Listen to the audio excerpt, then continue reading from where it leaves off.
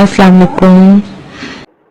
বলেন ভাই। এইটুকুই আমার বলার ছিল যে ওনার তো ডাইরেক্ট অ্যাক্টিভিটিস ডাইরেক্ট কন্ডাক্টের উপর যেহেতু ভার্সেস গুলো আসছে ওনার এই যে ইভেন্টস গুলো যদি ডেসক্রাইবড না থাকে তাহলে কিভাবে বুঝবে এগুলো আহলে কোরআন এই বলে জন্য আসলে বন্ডামি এটা হইতেই বন্ডামি পারে না। বুঝছেন তো?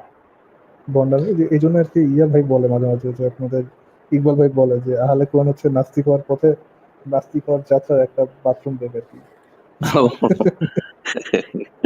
যে তারা মানে হাদিস মাদিসের উপর এত বেশি ইনভেস্ট ভাই।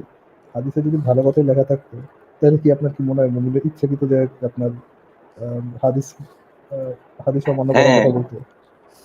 জেনুইন ইম্বারেস থেকেই বলতেছে যে না হাদিস করা যাবে না। এটা তো মানে ঠিক আছে তাহলে কনটেক্সটটাকে হাইড করার জন্যই বলে। আপনি যে বলতে চাচ্ছেন যে মারিয়ার সাথে যে কাহিনীটা হলো এই কনটেক্সটটা কিভাবে বুঝবে যদি অনলি কোরআন পড়ে? এই কনটেক্সটটা যেন না বুঝে তার জন্যই তো ওরা অনলি কোরআন পড়ে। তো আচ্ছা তাহলে সেটা রিলেট করবে কিভাবে নিজেদের মধ্যে তো ওরা তো আবার কোরআনের এইগুলো তো বিভিন্ন নিজেদের যে প্রাত্যহিক জীবনের সাথে রিলেট করতে ওটার চায় উপরে যে ওটার উপরে যে ভাই ওটার উপরে যে এক, এই আয়াত দ্বারা ঘৃণা ছড়াচ্ছে কিনা। দুই, এই আয়াত আমি কাউকে মানতে বাধ্য করতেছি কিনা।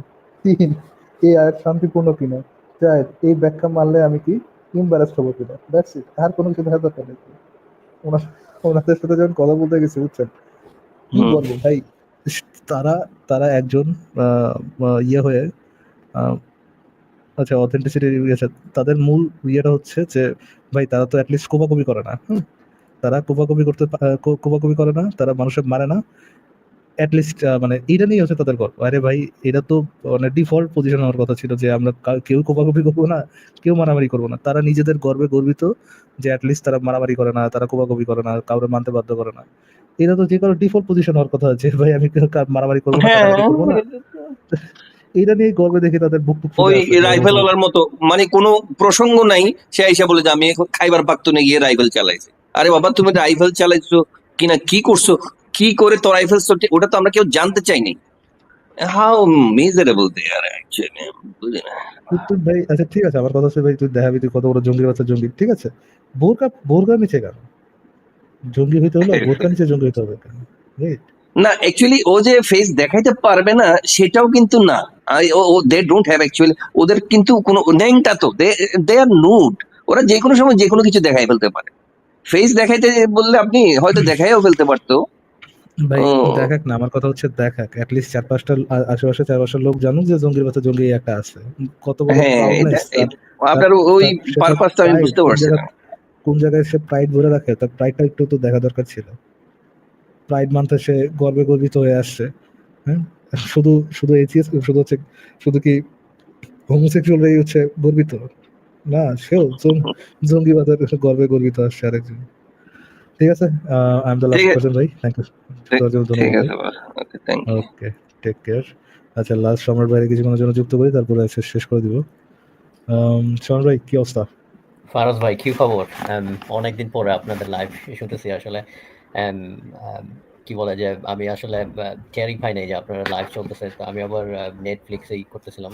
তো হঠাৎ করে ভাবলাম যে আচ্ছা দেখি আচ্ছা, যে কোনো কিছু চলতেছে কিনা। পরে আর কি আজকে অনেকে বলো এই লাইভের নোটিফিকেশন বলা যায় নাই অনেকের কাছে আর কি।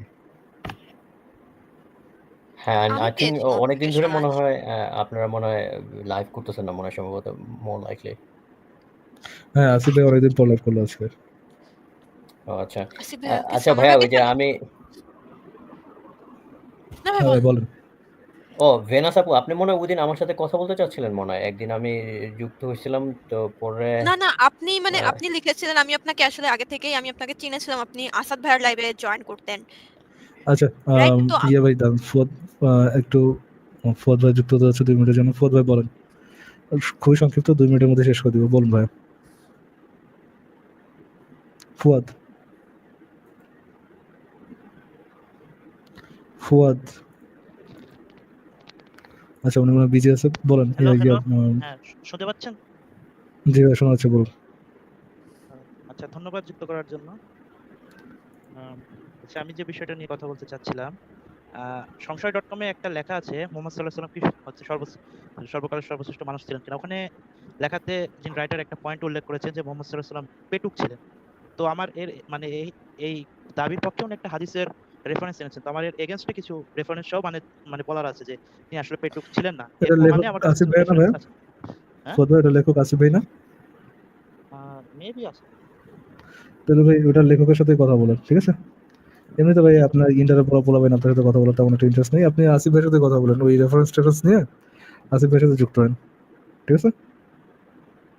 আচ্ছা ঠিক আছে। ওকে, বলেন সমর ভাই। হ্যাঁ, ফারাজ ভাইয়া, আপনি একটা লাইভে মনে হয় গেছিলেন কয়েকদিন আগে। কয়েকদিন আগেই মনে হয় সম্ভবত। আমি অবশ্য লাইভটা দেখি নাই, গত কিন্তু পরশুদিনই মনে হয়, গত পরশুদিন, মোস্ট প্রবাবলি হ্যাঁ, পরশুদিনই হবে। তারা একটা ভিডিও আপলোড করছে আপনার নিয়ে আরকি, যে বিখ্যাত নাস্তিক। পালিয়ে গেল। তো আসলে এরকমই আরকি একটা।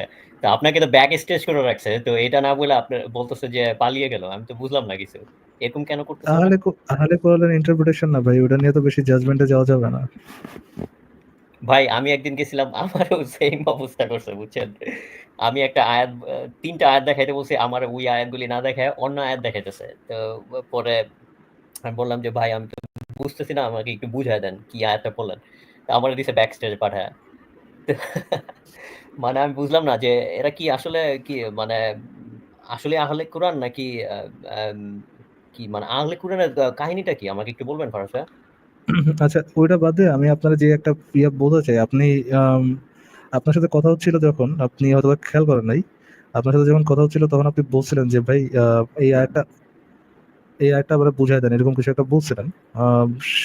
সে একটা বোঝানোর চেষ্টা করছিল, আপনি হয়তো বলার চেষ্টা করছিলেন এরকম যে আপনি কিভাবে বুঝলেন যে এই আয়তে এইটাই বোঝানো হয়েছে, কিভাবে বুঝলেন আপনি, বা আপনার বুঝলে সঠিক এটা কিভাবে বুঝলেন, এরকম টাইপের কিছু একটা কোশ্চেন করছিলেন। আমি দেখছিলাম আপনার হ্যাঁ, আপনার হ্যাঁ, হ্যাঁ, ভিডিওটা হ্যাঁ, আপলোড হ্যাঁ, করছিল, এরকম হ্যাঁ, হ্যাঁ। করছিল। তো এই যে আপনি যখন বললেন যে আপনি কিভাবে বুঝলেন আপনার বুঝটা সঠিক, আপনাকে এটা রেসপন্সে বলা হয়েছিল যে ভাই আপনি নিলে নিবেন, না নিলে না নিবেন, আপনি একসেপ্ট করলে করবেন আমাদের বুঝ, একসেপ্ট করলে করবেন, না করলে না করবেন, এটা আম, এটা আপনার উপরে আর কি। হ্যাঁ, তো এই হুম, কথা হুম। বলে আপনাকে করা হয়েছে, কিন্তু আপনি কিন্তু এটা জিজ্ঞেস করেন নাই তাকে যে আপনি নিবেন কি নিবেন না, এই কোশ্চেন জিজ্ঞেস করেন নাই। আপনি জিজ্ঞেস করছিলেন তাকে যে আপনাদের আহ, তারা যে আয়াত থেকে জিনিসটা বুঝলেন এটাই যে সঠিক ইন্টারপ্রিটেশন, এরকম টাইপের কোশ্চেন করছিলেন যে আচ্ছা আপনাদের ইন্টারপ্রিটেশন, যে সঠিক ইন্টারপ্রিটেশনটা কিভাবে বুঝলেন, এই টাইপের একটা কোশ্চেন করছিলেন। বাট আপনাকে সেই হ্যাঁ, উত্তরটা হ্যাঁ, না হ্যাঁ, দিয়ে হ্যাঁ। তারা চলে গেছে, এক্সাক্টলি। হচ্ছে নিলে নিবেন, না নিলে না নিবেন। এই হ্যাঁ, ধরনের দেখছি অ্যান্ড আমার লাইফ থেকে বের হওয়ার পরে আর কি, মানে যখন আমি তাদের লাইফ থেকে বের হয়ে যাই, যখন আমার নামে এরকম একটা পোস্টার আপলোড করে, তখন আমি আপনারটাও পাই আর কি, আপনার ওই ভিডিওটাও পাই, ওইখান থেকে আপনারটা দেখছি যে এই অবস্থা বসে আছে। আমি দেখাই একটু, আমার নামে পোস্টার বানাইছে, বিখ্যাত নাস্তিক কোরআনের কাছে হেরে পালালো, এনে আমার একটা ছবি দিচ্ছে, আমার ব্যবহার করার ছবি দিচ্ছে। ও আচ্ছা, হ্যাঁ আচ্ছা, দেখা যাচ্ছে এখানে আমার ব্যবহার করার ছবি দিচ্ছে একটা, আর দিছে একটা, হচ্ছে ওনাদের একটা ছবি দিচ্ছে। দেন পোস্টার বানাইতে তারা যতটুকু সময় কাটাইছে, যতটুকু সময় নষ্ট করছে, অতটুকু এফোর্টে যদি নিজেদের পয়েন্টটা নিয়ে চিন্তা ভাই করতো। এটা তো হাজার হাজার বার বলা হয়েছে যে বিগ ব্যাং এর আগের তথ্যটা আমরা জানি না। We don't know anything about it. Even বিজ্ঞানীরাও এটা এখনো পর্যন্ত মানে বলছে যে অনেক বিজ্ঞানীরা বলছে যে জানে না বিগ ব্যাং এর আগে কি। তো মানে ভাই তারা কোন গান্ডুর সাথে আপনি কি নিয়ে কথা বলবেন, যে গান্ডু বলতেছে যে গড় পার্টিকেল আবিষ্কার করা মানে গড আবিষ্কার করা, সেই গান্ডুর সাথে আপনি কি নিয়ে কথা বলবেন? তো এ তো লোয়ার টিয়ার চুনাহাগা। আমি মানে আচ্ছা আসিফ আমাকে ভাই তো একটু তার কনটেক্সট ব্যারোমিটার দিয়েছে যে আচ্ছা, আচ্ছা 1 মিনিট আমাকে একটু কনটেক্সটটা বলবেন, এটা কোন লাইভ? আমি এইসব লাইভ দেখি না কেন? আমি মানে একটা আহলে কোরআনের লাইভে গেছিলাম, বুঝছেন? আহলে কোরআনের একটা লাইভে গেছিলাম, তো ওনারা আজকে ভিডিও আপলোড করছে আর কি, এরকম টাইটেল দিয়ে যে কি জানি টিকটকে তো দেখালাম, ফরাজ ভাই আমাকে লিংকটা ভেনাস দিবেন। আপু, নাস কোরআনের ভেনাস আপু কাছে আপনি চাইলে কোরআনের কাছে আপনিও হেরে যেতে পালালো পারেন। নাস্তিকের। ভেনাস আপু আপনি চাইলে আপনিও যেতে পারেন। এরা খুবই এন্টারটেইনিং আচ্ছা মজার। খুবই লিংকটা ভালো ভালো কোথায় হবে? মজার আমি মজার। জানি না। আমি জানি না। আমি এখন লিংকটা নিব ফরাজ ভাই থেকে। তারপর এন্টারটেইনমেন্ট। ভালোই চরম মজা পাবেন ওদের সাথে করলে, কথাবার্তা বললে। খুবই আমার তো প্রচুর হাসি পাইছে। ঠিক আছে? তো আমার তবে আবার বলে তবে একটা কাজ, তবে এটা ফর শিওর, হ্যাঁ, আপনি যে পালাবেন, হ্যাঁ এটা ফর শিওর, আগে থেকে ফোরকাস্ট, আপনি পালান বা না পালান, আপনি পালাবেন। এটাই আর আল্লাহর ভাই মর্জি। কিন্তু আমারে বারবার করে করে ব্যাক স্টেজে করে আবার আনে, আবার যখন আমি কোশ্চেন করি তখন আমার কথাগুলি অ্যান্সার না দিয়ে তাদের কথা আবার হচ্ছে আমার ভাই, ব্যাক স্টেজ করে। আমি তো একটা উত্তর দিলাম, হ্যাঁ, তো আপনি আমার একটা প্রশ্ন হুম। করছেন, আমি তো একটা উত্তর দিলাম, এই উত্তর নিয়ে আপনি আবার খোঁচাখুচি করবেন কেন? এই উত্তরটা আপনি আলহামদুলিল্লাহ সুবহানাল্লাহ বলে মেনে নেবেন না কেন? আমার উত্তরের কোনো জাজমেন্ট আপনি নিতে যাবেন কেন? এই হচ্ছে গিয়ে তার মানে মূল ইসের বিষয়, তার মূল ক্ষোভের বিষয়। আমি একটা উত্তর দিচ্ছি, এটা নিয়ে জাস্ট হ্যাপি থাকেন। এটাকে আবার কোন ইয়ে করতে চ্যানেলে হবে, চলছে যাত্রা ফারাদ করতে ভাই হবে। এগুলো? এটার নাম হচ্ছে অনলি কোরআন রিসার্চ। সেটা আমি আমি সার্চ দিতে হবে, খুবই এন্টারটেনমেন্ট পাওয়া যাচ্ছে না। ফারাদ ভাই, ঠিক আছে, আমি লিঙ্ক জি গড গড পার্টিকেল যে আচ্ছা তৈরি মানে ইয়ে আবিষ্কার করেছে, জি সে ফারাজ ভাই তো আমি কি নিজে বলেছে এটাকে গড পার্টিকেল না বলতে। হ্যাঁ, উনি তো নাম দিতে যাচ্ছিলেন God damn particle. It was so damn hard to find. এটার নাম হওয়ার কথা ছিল গড ড্যাম। আমি এটা এই যে মানে আমি আমার পয়েন্টে থাকার জন্য জাস্ট তারা জিজ্ঞেস করছিলাম যে ভাই, are you really trying to imply that যে God particle has to do anything to do with God? সে বলছে হ্যাঁ, হ্যাঁ, গড পার্টি, এই জন্য তো তার নাম গড পার্টিকেল। আমি কি, ওরে বাপরে বাপ, তাকে এটা নিয়ে মজা না করি, আমি যে পয়েন্টে আছি সেই পয়েন্টে থাকার চেষ্টা করি। কথা হচ্ছে ফারাজ ভাই, তারা ভাইয়া, পয়েন্টে থাকতে দিবে না। তারা হচ্ছে, আমি একটা কোশ্চেন করছি, তারা কোনো একটা উত্তর দিছে, ওই উত্তরটা ইভ্যালুয়েশন করা যাবে না। আমি একটা কোশ্চেন করছিলাম, তাদের একটা কোশ্চেন করতে হবে। তারা কোশ্চেন করছে, আমি কইছি ভাই এটা উত্তর আমি জানি না। কয় বিগ ব্যাং এর আগে কি ছিল? আমি কই জানি না। হ্যাঁ, জানি না মানে কি? মানে আগে বলছে বিগ ব্যাং এর আগে, বিগ ব্যাং এর মাধ্যমে তো পুরো পুরো মহাবিশ্ব সৃষ্টি হয়েছে, এটা তো আপনি বিশ্বাস করেন। তো এই বিগ ব্যাং এর আগে কি ছিল? আমি তার উত্তর দিলাম যে ভাই, বিগ ব্যাং এর মাধ্যমে মহাবিশ্ব সৃষ্টি হয়েছে এটা আমি বিশ্বাস করি না প্রথমত। বিগ ব্যাং এর আগে কি ছিল এটা আমি জানি না। হ্যাঁ, তার তার উত্তর হয় না। তার স্যাটিসফ্যাকশন আসে না। আচ্ছা ফারাজ ভাই, ওই যে তারা না, যে বললো যে সূরা আম্বিয়াতে নাকি বিগ ব্যাং এর কথা আছে, তো এইটা নিয়ে তো আসিফ ভাই, তারপরে মাতুব্বর আজাদ, অভিজিৎ ভাই এগুলো কত তো ভাই বছর আগেই আমাদের ওয়েস্ট অফ টাইম। ই করে। এগুলো তো আমাদের হ্যাঁ, ওয়েস্ট অফ টাইম যে আমি একটা আহলে কোরআনের সাথে এটা নিয়ে ডিবেট করতে যাব যে তার ইন্টারপ্রিটেশন সঠিক না, তারে তাফসীর মানতে হবে, তারে কেন হাদিস মানতে হবে, এইগুলো আমি কেন একটা আহলে কোরআনের সাথে করতে যাব? ভাই আমি আমি আমার কথা একটা আপনি মনে হয় দেখছেন যে আমার যে ভিডিওটা কাট করছে, যে আমার কিন্তু পরে কিন্তু আহলে হাদিসের কাছে পাঠাই দিছে, বলে যে ভাই আপনি হুম, হাদিসওয়ালাদের কাছে যান, ঠিক আছে, আমার কাছে কেন কোরআনের ব্যাখ্যা নেবেন? তো আমি বললাম যে ভাই আপনারা যদি না দিতে চান বলেন, তাহলে হাদিসওয়ালাদের কাছে কেন পাঠাবেন? আম, তো আমি এটাই বুঝলাম না যে তারা কোরআনের ব্যাখ্যাটা তাহলে কিভাবে দেয়, তারা কি কোরআন সেটাই তো, থেকেই দেয়? মনের মাধুরী ছাড়া তো ওয়ে নাই আসলে। মনের মাধুরী দিয়ে ব্যাখ্যা দেওয়া, কনটেক্সট ছাড়া, ধরেন হাদিস, তাফসির, সিরাত, শানে নজুল, এগুলো তো কনটেক্সট, রাইট? যে আচ্ছা কি ফারাজ কারণে। ভাই, আমাকে কি কোরআনের দুইটা আয়াত সম্বন্ধে একটু না, মানে আমি একটু শেষ শেষ করে নিই সমর ভাই। ওকে। হাদিস, সিরাত, তাফসির, আম, তারপর মনে করেন শায়খ নজরুল, এগুলোর মধ্যে কি পাওয়া যায়? এগুলোর মধ্যে আয়াতের কনটেক্সট পাওয়া যায়। এখন যদি আপনি কনটেক্সট সরায় দেন, হ্যাঁ, তাহলে তো ভাই কোরআনের যে কোনো আয়াত কি জন্য নাজিল হয়েছে, ওটার মানে ওটার ব্যাখ্যাটা কি, ওটার ইন্টারপ্রিটেশনটা কি, সঠিক ইন্টারপ্রিটেশনটা কি, বা কাছাকাছি ইন্টারপ্রিটেশনটা কি, এটা বলার মতো কোনো ওয়েই তো নাই। আপনি যে কোনো আয়াত দেখায় বলতে পারেন যে ধরেন আম, শুরু করছি পরম করুণাময় আল্লাহ সুবহানাহু ওয়া তাআলার নামে। এটা যে আল্লাহ যোগ মেরে বলে নেই, হ্যাঁ, এটা বলে যে শুরু করতে হবে, এই জিনিসটা যে আল্লাহ যোগ করে বলেন, আপনি কেন বুঝবেন? কনটেক্সট ছাড়াই দিলে আপনি কোরআনের কোন একটা আয়াত, যে কোনো আয়াত, এটার অর্থটা কি আপনি কিভাবে বুঝবেন? আল্লাহ যে ওখানে হুম। যোগ মারতেছে না, আল্লাহ যে তার উল্টা মিনিংটা বুঝাতে চাইতেছে না, কিভাবে বুঝবেন? কোনো ওয়ে নেই বুঝানোর। আচ্ছা ফারাদ ভাই, ফারাজ ভাইয়া, আমি একটা কোশ্চেন করি ফারাজ ভাইয়া, এই যে তারা মানে আপনাকে যে বললো গড পার্টিকেল আছে মানে গড এক্সিস্ট করে, তারা কি এটা বলতে চাচ্ছে গড পার্টিকেল হলো গড যে শিট করে, মানে শিট অফ গড, গডের পটি, এটা দিয়ে তারা প্রমাণ আমি করতে তো চাচ্ছে? ভাবছিলাম গডের পাছা থেকে কিছু মাংস টাংস খুলে নিয়ে তো গড পার্টিকেল বানাইছে আর কি। হ্যাঁ, মানে পটি করে চারদিকে পটি ছড়াচ্ছে, এটা কি প্রমাণ? গড আচ্ছা পুপ পার্টিকেল। জি, ভেনাস আপু, আমি কি এখানে একটা সম্পূরক কোশ্চেন করতে পারি আপনাকে? ডান। সম্পূর্ণ। রাহুল ভাই কিছু একটা বলুন, রাহুল ভাই। আমি রাহুল আমি ভাই, আপনাকে জিজ্ঞেস করতে চাইছিলাম যে উইদাউট কনটেক্সট, হ্যাঁ হ্যাঁ শুনতে পাচ্ছেন? জি, শুনতে পাচ্ছেন? বলছি হ্যাঁ, উইদাউট শোনা যাচ্ছে। কনটেক্সট, যেমন একটা কবিতার লাইন লাইন মনে পড়লো, ক্ষুধার রাজ্যে পৃথিবী গদ্যময়, পূর্ণিমার চাঁদ যেন ঝলসানো রূপে। উইদাউট কনটেক্সট এটার মানেটা কি দাঁড়ায়? এটা কি কেউ বলা সম্ভব আদৌ?